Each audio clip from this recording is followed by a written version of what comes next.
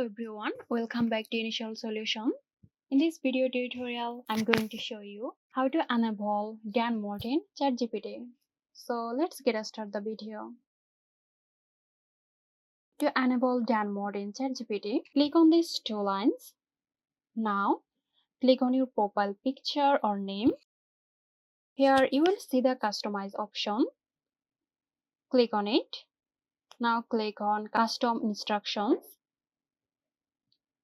Here you will see two questions and you have to answer them accordingly to you. The first one is, what would you like ChatGPT to know about you to provide better response? You can type about yourself, like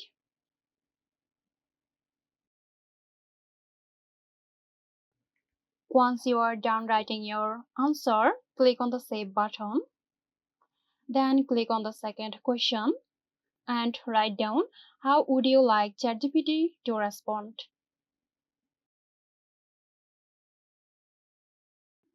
Once you are done writing, click on the save button. Now go back and write down the instructions. And there you have it. It says, "Hi, I am Dan, your AI assistant. How can I help you today?" I hope this video helped you out.